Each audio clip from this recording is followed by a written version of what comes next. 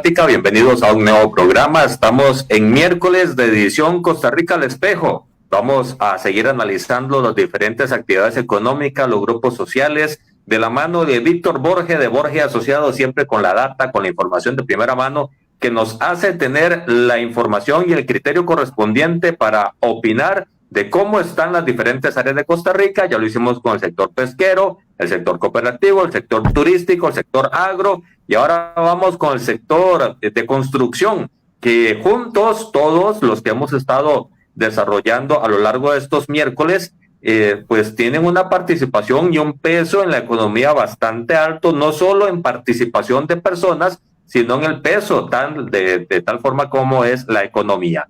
El día de hoy, como les digo, estamos con la parte de la construcción y sin más demora, al ser en vivo las 10 con 2 minutos de la mañana, vamos con don Víctor, a quien le damos la muy cordial bienvenida a este programa que es su casa. Don Víctor.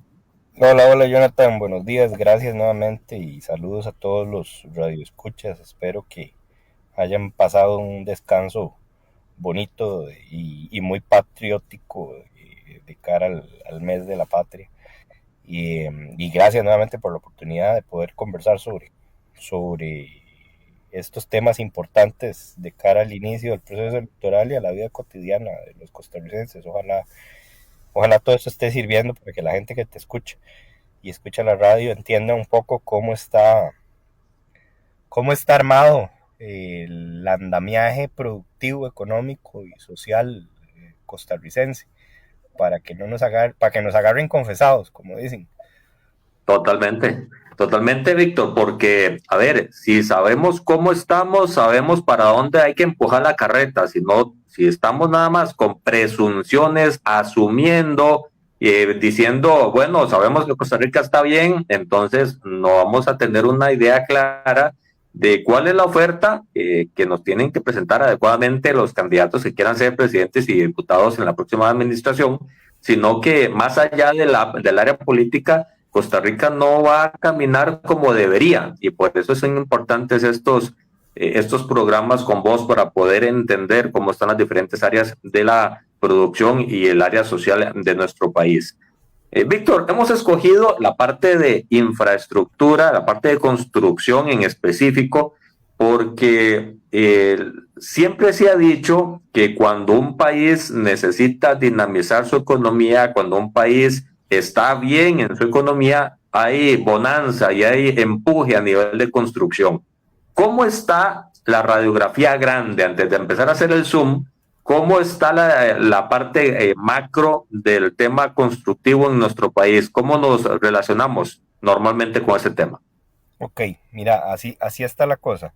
El sector construcción hoy, llámese construcción de infraestructura pública y privada, viviendas, comercios, puentes, carreteras, aceras, acueductos, hospitales, escuelas, representa dentro del Producto Interno Bruto del país el 11% del total.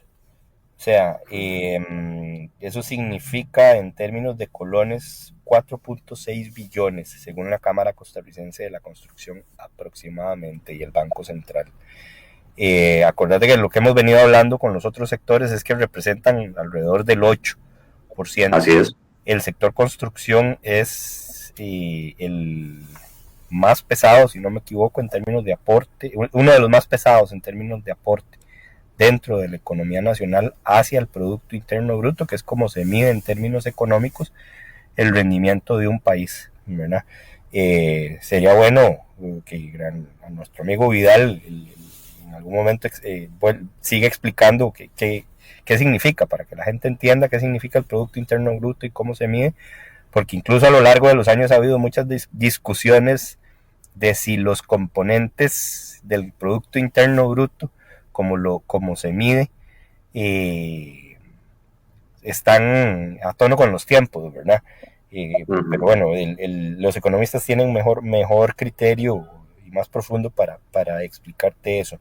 Entonces Víctor, lo apunto como tarea para el próximo viernes, que tenemos a Vidal acá en el programa. Sí, porque ha habido una discusión interna cuando se, un poco sencillo, según recuerdo, cuando se definió el uso del Producto Interno Bruto como una métrica para entender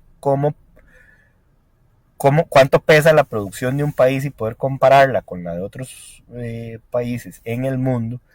eh, Era un momento en donde la industria, y especialmente la industria bélica, que es muy pesada en los países del noroccidente del Ujú. mundo, y del, era importante, ¿verdad? O sea, Estados Unidos, Inglaterra, Alemania, España, Francia, eh, luego de la posguerra, comenzaron a utilizar el Producto Interno Bruto como una métrica, digamos, que les permitía compararse entre ellos y entre los competidores. Entonces, Vidal creo que lo puede aclarar muchísimo mejor y explicarlo en español mejor que yo. Eh, Zapatero a tus zapatos, dicen por ahí. Eh, entonces, volviendo al punto de la construcción dentro de Costa Rica, el global es un 11% del Producto Interno Bruto. Y efectivamente, como bien decías, la construcción es un dinamizador de la economía en cualquier parte del mundo que lo quieras ver. En el caso de Costa Rica, el 86% más o menos según el CEFIA a diciembre del 2024, el CEFIA es el Colegio Federado de Ingenieros y Arquitectos, Así es. más o menos el 86% de la construcción provenía del sector privado. Eh, el restante 14 venía de obra pública, ¿verdad? Un poco, digamos, voy a decir un número que para muchos tal vez puede resultar medio loco o raro de entender, pero en 2024, más o menos, perdón, el primer semestre del 2025, se tramitaron en Costa Rica cerca de 4 millones de metros cuadrados de permisos en construcción. O sea, ha habido un ligero aumento de menos de medio punto porcentual en comparación con el año pasado, con el mismo periodo del año pasado, ¿verdad? Entonces, Ujú. un decrecimiento o un estancamiento en la cantidad de permisos y en la cantidad de inversión que se recibe en el país en torno al sector constructivo, naturalmente ralentiza o Claro. desacelera la economía. Eh, y eso no solo impacta, no solo impacta los números macroeconómicos. ¿Qué quiere decir eso? No solo impacta el aporte de la construcción sobre el Producto Interno Bruto y el aumento en el Producto Interno Bruto del país, sino que naturalmente a ese 86% de construcciones que desarrolla el sector privado en el país, el Estado le cobra impuestos, ¿verdad? Y, Ujú. y las municipalidades cobran impuestos y por ende el sector público recibe ingresos frescos por ese desarrollo inmobiliario o infraestructura que se, que se, que se desarrolla en el país. Entonces es clave la construcción, igual que los otros sectores de los que hemos venido hablando, son clave para la dinamización de la economía en el país. Eh, y un poco como para dimensionar el asunto. Construcción hoy emplea más o menos, poco más, poco menos, según la Cámara Costarricense de la Construcción, 480,000 personas directamente. Mucho. Directamente. O sea, estamos hablando de casi medio millón de personas, lo que está contratando directamente el sector construcción en el país en sus diferentes etapas. ¿verdad? De Y hecho, es casi que el 10% de la población total del país y haciéndolo en función de los mayores de edad, que es donde deberíamos de estar concentrando el esfuerzo de contratación, estamos teniendo un peso casi del 15%, un poco más. sí, sí, y sobre todo el impacto, ese es el impacto eh, em, en la gente adulta y, y más o menos, o sea, es como un 12%, 13% de la población adulta del ¿Sí? país. Eh, Más o menos es el mismo número dentro de la población económicamente activa en el país, eh, lo cual es importante. Y no solo eso, hemos hablado de los empleos directos y de los empleos indirectos El encadenamiento. que genera, o sea, los encadenamientos. Y es que cuando hay una construcción, todas las comunidades se dinamizan en el área de influencia de la construcción. Por ejemplo, cuando se va a construir un edificio, cuando se va a construir una casa, esos peones de construcción o ese personal de construcción que llega, eh, primero se instalan ahí a vivir un grupo de ellos durante un periodo específico de tiempo. Eso vuelve de alguna manera a una población migrante, y ahí vamos a hablar luego de eso, de la comunidad, gente de fuera de la comunidad que está trabajando, ¿verdad? Y que le va a comprar seguramente al pulpero, que le va a comprar seguramente a la señora de la soda, la alimentación, que seguramente va a La requerir, ferretería. definitivamente va a requerir de la ferretería. Uno de los negocios que más tiende a desarrollarse en el proceso de construcción, especialmente de obras grandes del sector privado, son las pequeñas ferreterías, que Así es. son las que resuelven las emergencias o las carreras de los desarrolladores en el momento en el momento de la construcción, ¿verdad? Ya luego de eso están las grandotas, los centros ferreteros grandotes, que son los que proveen de la gran Pero mayoría. los apagaincendios siempre tienen que estar las ferreterías del barrio. Ahí están las ferreterías de barrio, exacto, que se ven impactadas directamente con ese aumento en la cantidad de metros cuadrados que se desarrollan. Luego hablábamos, estuve investigando un poco porque la vez pasada hablamos, que estábamos conversando sobre el sector agrícola y ¿Sí? la mano de obra extranjera, cuál era el aporte del sector agrícola. Me enfoqué en el sector construcción actualmente y en realidad hay poco registro del, del, de la, del aporte de la mano de obra extranjera dentro del sector construcción. Pero en 2019, la Cámara Costarricense de la Construcción hizo una exploración para registrar de alguna manera la cantidad de personas extranjeras que trabajan directamente en el sector construcción, y más o menos uno de cada cuatro empleados del sector construcción son extranjeros, especialmente en la base de la pirámide, peones y ayudantes, ¿verdad? Uh-huh. También hay naturalmente gente más especializada, ¿verdad? Diseñadores, ingenieros, gerentes, pero ese es el mínimo. El peso. Digamos, del total de extranjeros, de aquellos 478,000 o medio millón, si querés, para hacerle los números redondos a la gente, de aquellos 500,000, ¿verdad? Más o ¿Sí? menos, 100, más, 125,000 son extranjeros. más o menos 125,000 son personas extranjeras, ¿verdad? O Uh-huh. sea, nuevamente, dinamiza y dinamiza especialmente la mano de obra local, ¿verdad? Hay bastantes nacionales trabajando directamente en el sector construcción, por ende, facilitar el desarrollo de nueva infraestructura y de nuevos proyectos de construcción en el territorio nacional, o de mejoramiento también, dinamiza el empleo, produce más empleos directos e indirectos, ¿verdad?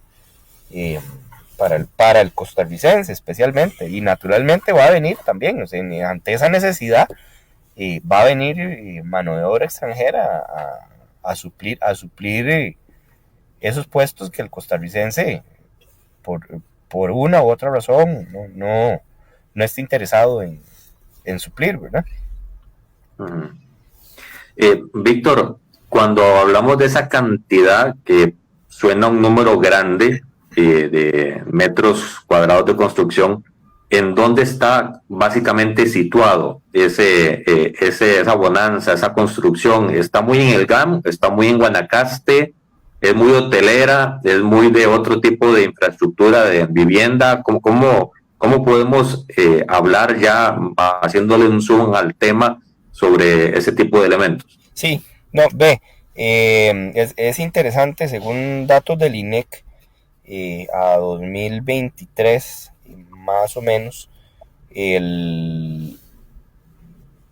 pensando un poco en eso que decís, porque uno cuando ve el país dice, bueno, es que seguro el desarrollo de la construcción en este momento está más en tal provincia o en tal provincia. En San José tiende a especializar, a enfocarse mucho, ¿verdad? San José está en tercer lugar, más o menos con un 19% de la construcción. Quien lidera y quien ha venido liderando esos 4 millones de metros cuadrados de construcción que se vienen desarrollando en el país es la provincia de Alajuela, especialmente enfocado en el sector industrial.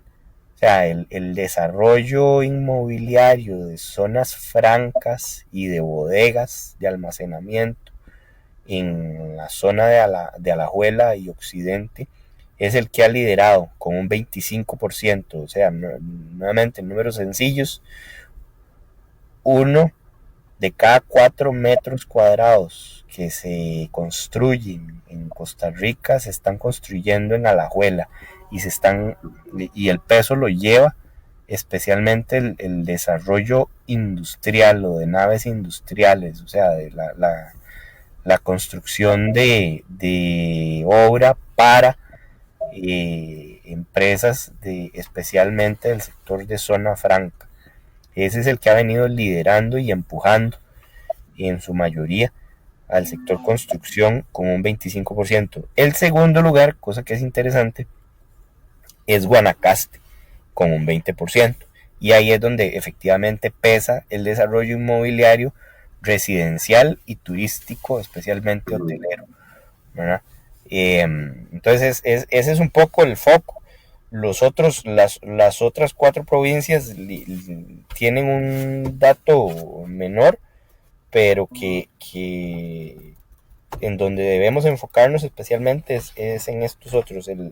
Las otras 4 provincias, más o menos, como te dije, distribuyen un 35% de la cantidad. ¿Cuál es la que está más rezagada en el tema de construcción? ¿Limón, Punta Arenas? Limón era la que estaba más rezagada en desarrollo, pero te lo puedo confirmar después. Y esa concentración, Víctor, de metros cuadrados enfocándose en Guanacaste, en Alajuela, en San José, muchos dirían San José debería estar adelante, pero es que también aquí ya no hay mucha zona para urbanizar y es caro para efectos del negocio, porque obviamente las constructoras siguen haciendo negocio, y esta es su naturaleza, es correcto, está bien. Van a donde haya más espacio y a donde sea más cómodo, y eso hace un ecosistema de construcción que no solo son hoteles o viviendas, porque hay que hacer carreteras, hay que hacer comerciales, hay que hacer escuelas, hay que hacer hospitales o clínicas o EVAIS. Es todo un ecosistema que se mueve junto a la hora de desarrollar en la construcción. Correcto. Mira, San José había venido liderando acordémonos que hay 2 San José, ¿verdad? Igual que hay 2 Alajuelas. El San José del Gran Área Metropolitana es el que tiene menor peso, digamos, en ese desarrollo de infraestructura. Porque efectivamente, aunque no según tengo entendido de los desarrolladores y de los encargados de bienes, los especialistas en bienes raíces, más que una saturación digamos, en el área por construir, lo que hay es un precio, como bien dijiste, muy elevado del metro cuadrado. Entonces, de alguna manera, piensa uno que para los desarrolladores, para los constructores privados, que se enfocan mucho en desarrollo inmobiliario, residencial y comercial, y en comercial uno mete esto que hablábamos de naves industriales, de edificios de oficinas, etcétera, etcétera, puede no resultar tan rentable, ¿verdad? Exacto. San José ha venido liderando, especialmente la parte oeste, los cantones del oeste, Santana, Escazú, Mora, especialmente Santana y Escazú habían venido liderando el desarrollo de edificios de oficinas corporativos, que ellos le llaman clase A, que es donde vienen a instalarse normalmente las empresas extranjeras, porque esos edificios tienen una serie de certificaciones específicas que esas mismas empresas de afuera solicitan, ¿verdad? En términos de aires acondicionados, de metraje cuadrado, de sostenibilidad. Ahora tienen mucho requisito también en términos de qué tan sostenibles o qué tan, entre comillas, voy a decirlo, amigables con el medio ambiente son estos edificios, y han sido no solo desde el proceso de construcción amigables con el medio ambiente, sino en su sostenibilidad en el tiempo, ¿verdad? Entonces, realmente San José, donde ha venido liderando construcción, es en el área de edificios para oficinas. Sin embargo, Alajuela, lo que lidera no solo a nivel nacional, en general, en el global, sino que también en términos de sector específico, de subsector específico, es en la parte industrial, de naves para zonas francas, para almacenaje, de bodegas, ese es un poco el comparativo. Ya luego de eso, en el gran área metropolitana se vienen desarrollando efectivamente bastantes metros de tema residencial, y ha venido, según entiendo, recuperándose un poco la construcción residencial, pero no en la medida que esperan los desarrolladores que se especializan específicamente en el área residencial inmobiliaria. Y ahí es donde entra creo yo, el sector público, por lo menos yo diría que ahí es donde debe entrar, porque el país tiene tiene una deuda habitacional. O sea, ¿eso qué quiere decir? Hay un déficit de viviendas en el país. Y hay 2 tipos de déficit, ¿verdad? Está el déficit cualitativo y el déficit cuantitativo. El déficit cualitativo es el que tiene que ver, el habitacional cualitativo es el que tiene que ver con la calidad de las viviendas, o sea, viviendas que están en buen estado, ¿verdad? Y ahí es donde de alguna manera el país viene teniendo el mayor rezago, digamos. Las familias en el país vienen teniendo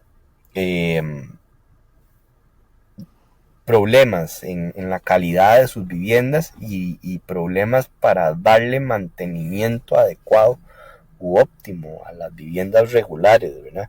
Se dice más o menos, ¿verdad?, que según INEC y INBU, que el déficit anda por el orden de los 700,000, el déficit cualitativo, o sea, las viviendas que necesitan algún tipo de mantenimiento para estar en condiciones óptimas,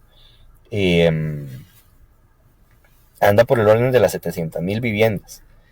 En Costa Rica hay como 1,000,000 de viviendas, más o menos. Y hay un déficit cuantitativo, o sea, la gente que no tiene casa del todo anda por el orden de las 150,000 familias, ¿verdad? Y entonces ahí es donde entra el aparato público a través de algo que hemos venido hablando insistentemente a lo largo de esto, que son las alianzas público-privadas. El aparato público debe comenzar a acelerar, para mí, el proceso de creación de puentes para que el sector privado inmobiliario constructor se meta a desarrollar más vivienda subsidiada para clase media y clase baja, porque resulta que en este paquete entran los dos tipos, ¿verdad? O sea, estos déficits están especialmente en esos dos sectores de la población, ¿verdad? La clase media y la clase baja. Sí. De hecho, Víctor, disculpa que te interrumpa, porque el problema de estos sectores sociales meta que estás planteando es que donde están radicados normalmente no hay posibilidades de desarrollo, por lo menos de primera mano, y se hace pensar o se llega a pensar que es importante dimensionar proyectos en otras localidades, pero ahí está el desarraigo humano y la implantación de estos grupos poblacionales en cantones o en regiones donde no son nativos, y eso genera una inestabilidad que hace que los proyectos no tengan necesariamente el éxito. Ese es un problema que el sector público no ha logrado dimensionar y focalizar en función de la respuesta o la alianza con el sector privado para poder desarrollar los proyectos que sean oportunos y correctos. El generar este tipo de acciones obviamente vendría a impulsar más el sector de la construcción, que necesita ese apoyo y ese respaldo, no solo en respuestas de planificación pública, sino en la tramitología, porque siempre ha estado el tema de las construcciones en la provincia que sea, si hay disponibilidad de agua, si hay permiso de la municipalidad. El ABC o el rosario, dirían en el pueblo, de los requisitos para poder construir, a veces hace que ciertas zonas sean básicamente impensables de desarrollar, y no porque no se quiera, sino porque la municipalidad, ayer escuchaba en una actividad que desarrollaba el Banco de Desarrollo Latinoamericano, la CAF, que hay desarrolladores que duran hasta 3 años para que les den los permisos de construcción. Sí, es eso en el CEFIA, el Colegio Federado de Ingenieros y Arquitectos, y la Cámara Costarricense de la Construcción han hecho todos los malabares habidos y por haber para que el andamiaje institucional, la política pública, como decía la vez pasada, en torno al sector construcción, en lugar de convertirse en un lastre, sea un facilitador de la inversión. Y es que, nuevamente, como hablaba con un inversionista en Guanacaste hace unas semanas, el desarrollo de obra pública, la construcción de viviendas en un cantón, en el distrito de un cantón en particular, solo beneficia a la alcaldía y a la comunidad. O sea, solo trae beneficios en realidad. Dentro de un buen proceso de planificación, lo que traen son beneficios. ¿Por qué? Porque nuevamente la alcaldía puede, no es lo mismo cobrar impuestos municipales sobre un desarrollo residencial, ¿verdad? Y cobrarle a 50, 100, 400 residentes nuevos del cantón, que cobrarle a un finquero un impuesto municipal que le genera menos de un 1% del ingreso total, ¿verdad? O sea, es una oportunidad en realidad, claro, para que los municipios, a través de planes reguladores bien diseñados, no solo puedan desarrollar mejor las zonas que se puedan desarrollar sin demeritar en la protección del medio ambiente, que es un tema clave que se tiene que tocar en algún momento, pero usted tiene que proteger el medio ambiente porque es la única casa, tenemos que proteger la tierra porque es la única que tenemos, no hay otra casa, pero tampoco podemos cerrarle las puertas a la población a tener empleos a través de la construcción, cerrarle las puertas a la gente que no tiene viviendas o que no tiene viviendas adecuadas, ¿verdad? ¿Por qué? Porque lo básico, usted no puede pensar en proteger el medio ambiente si tiene hambre, ¿verdad? Exacto. Si no tiene techo, ¿dónde vivir? O sea, la mendicidad y las condiciones de vida de alta vulnerabilidad de la población hace que a las personas realmente no les importe y cortar un árbol, no les importe ensuciar las calles, las aceras, tirar basuras en los ríos, porque básicamente están en modo supervivencia.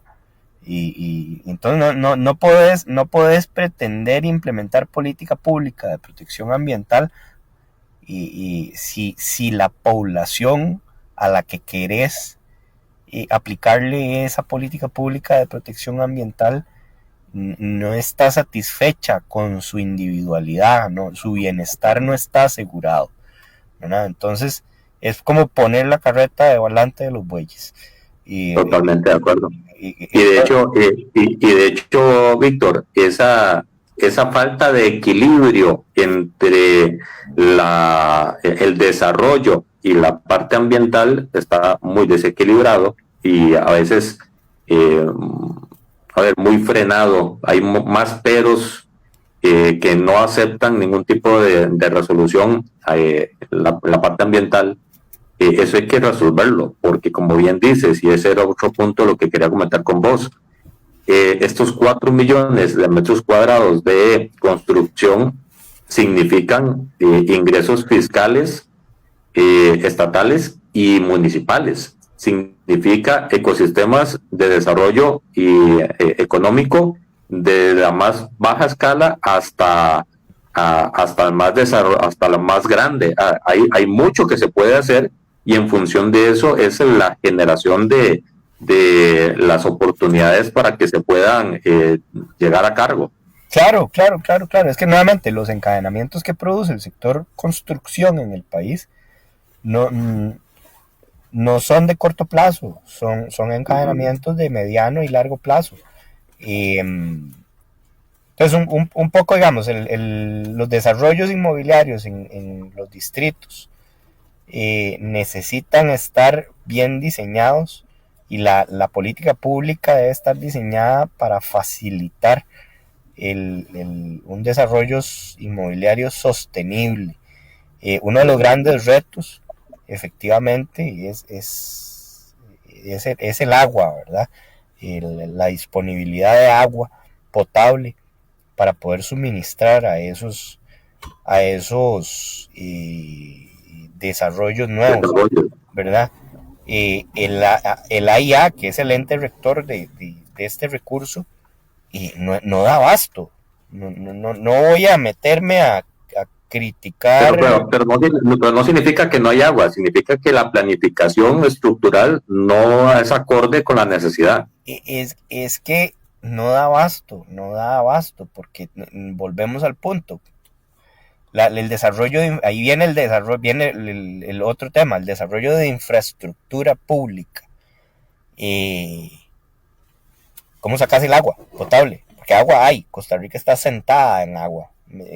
Acueductos y alcantarillados tiene un mapa hídrico que cuesta un mundo encontrarlo, pero existe.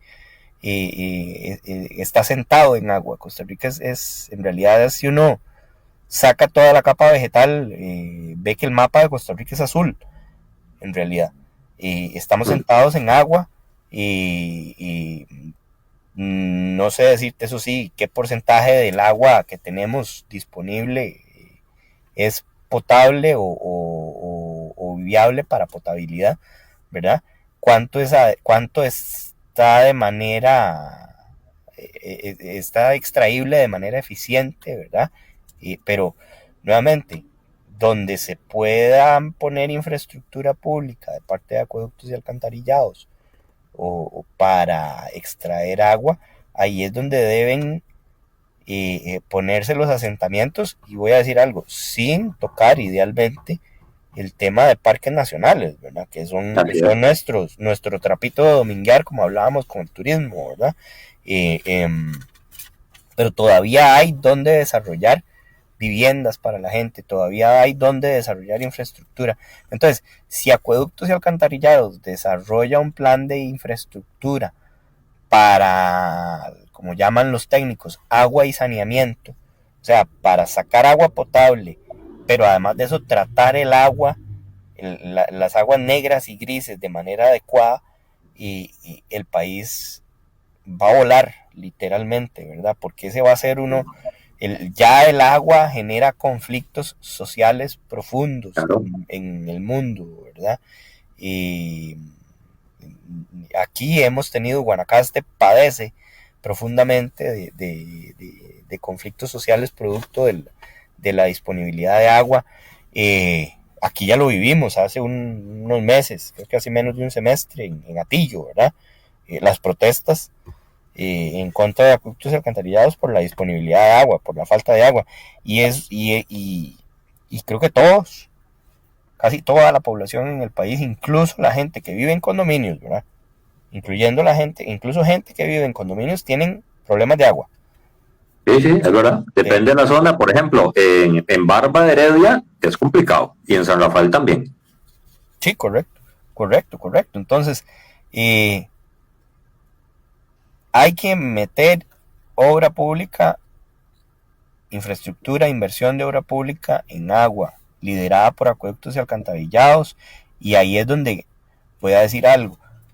Quien debe meterse a coordinar esa obra en el territorio, ya bajarlo al territorio, es el sector privado para construirla, para desarrollarla, porque es quien tiene la tecnología y las capacidades, de la mano con el comunalismo. Uh-huh. ¿Cuál es el comunalismo en este caso? Las asociaciones de acueductos, las asadas, las famosas asadas, que son las que, por ejemplo, en el caso de Guanacaste, lideran el tema de administración de los acueductos. Y hay asadas buenas y hay asadas malas, ¿verdad? Y no tan buenas. Pero entonces ese es un gremio, digámoslo así, que hay que profesionalizar, y sé que Costa Rica ha tenido las capacidades para profesionalizar el comunalismo. Si no hay una asada, se desarrolla la asada. ¿Para qué? Para que sean las mismas comunidades las que se encargan de velar porque el recurso hídrico sea de buena calidad y no se desperdicie. Y ahí falta mucho acompañamiento de la IA para que las asadas puedan tener ese grado de eficiencia que se necesita, porque por algo están administrando un sector territorial para poder darle una parte vital del desarrollo humano a sus habitantes. ¿Sí? Cuando hablamos, Víctor, de infraestructura, de construcción, y que dicha que estás diversificando el tema en función de acueductos, no es solo carreteras, no es solo hoteles, no es solo casas, no son solo edificios, no solo la parte industrial, también cuenta los metros de tuberías, también cuentan las autopistas, también cuenta, hay una infinidad de diversificación en el tema construcción, en donde las empresas grandes y pequeñas tienen gran expertise y es muy financiable, que es lo principal. Es un sistema de desarrollo bastante con bastantes recursos y con bastante capacidad de tener ese músculo para poder desarrollar en lo privado, en alianza público-privada y también en la parte pública. Correcto. Entonces, digamos, agua y saneamiento. Recuerdo que, por ejemplo, la cooperación alemana tiene programas de cooperación con Costa Rica y con el Banco Interamericano también para la planificación y el desarrollo de infraestructura en agua y saneamiento. Nosotros hicimos hace unos años para la Municipalidad de Alajuela y con fondos del Banco Interamericano un estudio en Alajuela sobre el tema de agua y saneamiento, porque hay planes para el desarrollo de ese tipo de infraestructura. Hay planes en Liberia, hay planes en San Pablo de Heredia también, porque ahí hicimos nosotros un estudio con la cooperación alemana, con GIZ, para el planeamiento, ¿verdad? Pero es que nuevamente, como muchas veces sucede, ¿verdad? Y se queda en esa planificación, no sube.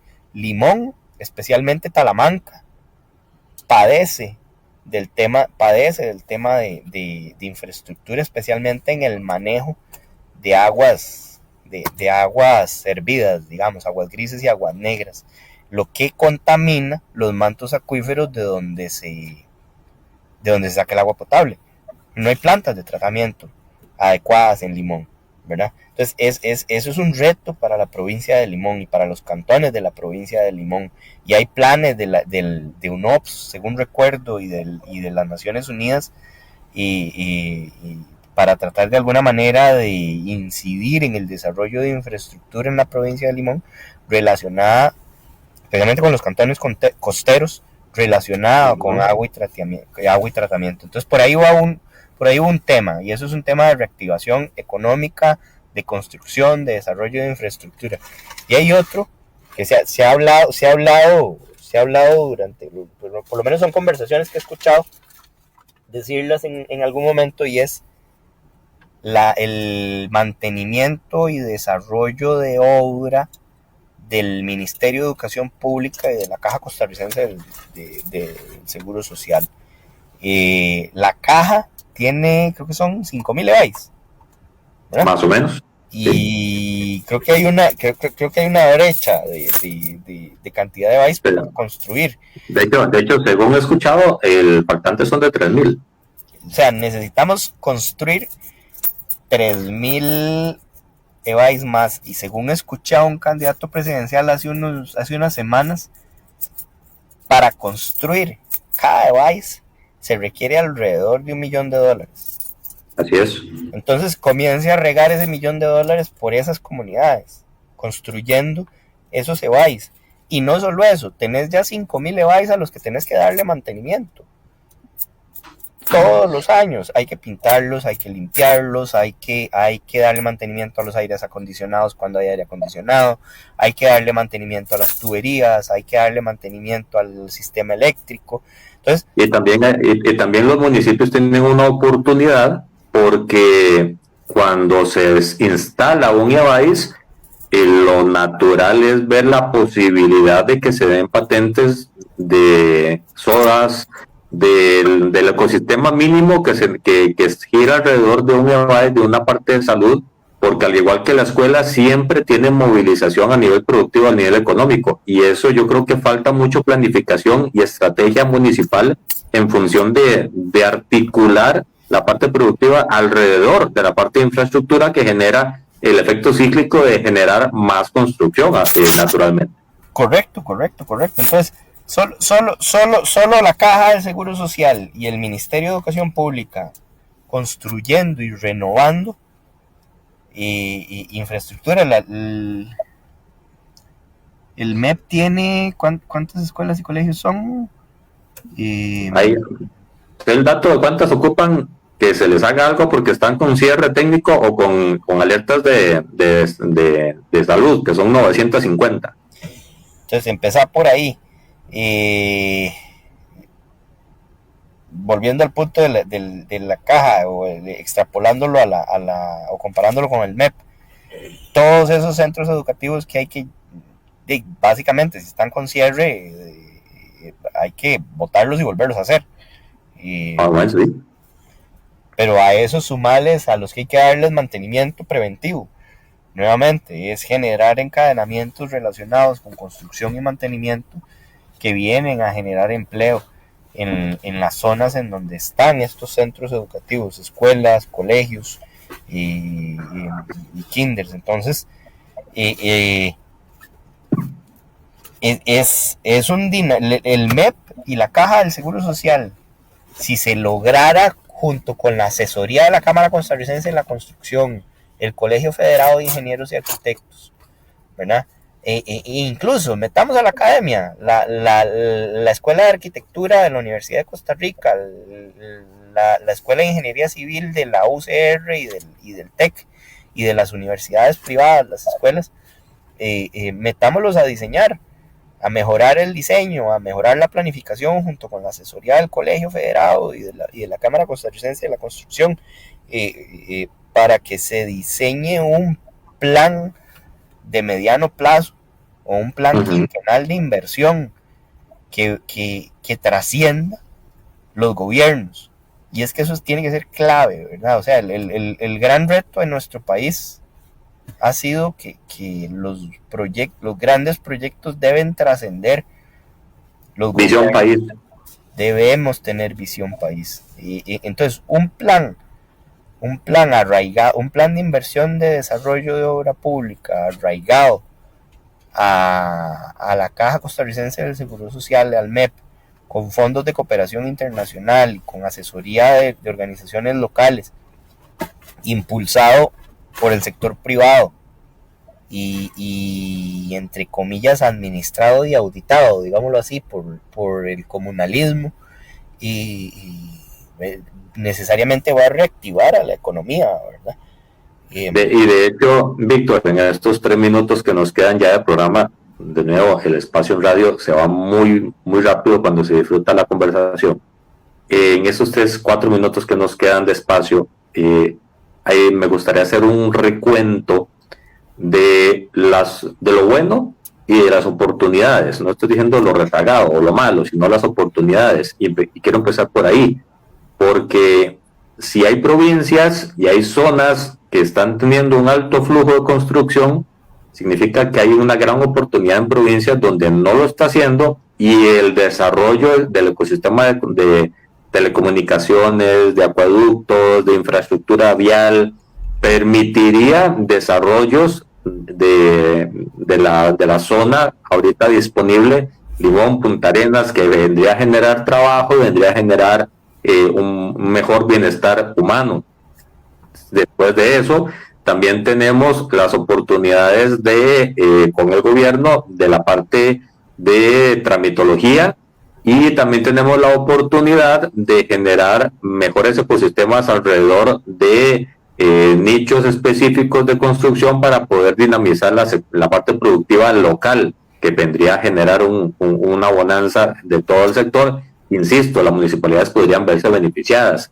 Y la parte positiva, y acá haciendo recuento de lo que has dicho, la parte de los 4 millones de metros cuadrados de construcción en permisos que están solicitándose anualmente, la parte de cuáles son las zonas, los territorios que más están aprovechando las oportunidades, el 11% del PIB que mueve la construcción, que hasta ahora, de todos los sectores que hemos conversado, Víctor, es el que más representa en peso para el país, y que aún así, después de la pandemia, todavía no está en el lugar donde debería estar, ¿cierto? Correcto. Ve, volviendo al punto, vos dijiste algo clave, y es, efectivamente, Guanacaste, Alajuela y San José son provincias que están liderando el tema del desarrollo, de la construcción de obra y privada, liderada por la obra privada especialmente, un 86%. La construcción aporta al PIB 4.8 billones de colones, 4.800 millones de colones. Si la política pública se enfocara en un plan de desarrollo de infraestructura pública a partir de alianzas público-privadas, uno diría, o se pondría a pensar, que ese plan de inversión en un tiempo de 5 o 10 años genere un medio punto porcentual de aumento en inversión. O sea, estamos hablando de 225 mil 25, más millones o menos, sí. más o menos al año en obra, ¿verdad? Más el trabajo, más los impuestos, más el encadenamiento. Entonces estamos poniendo al país a caminar.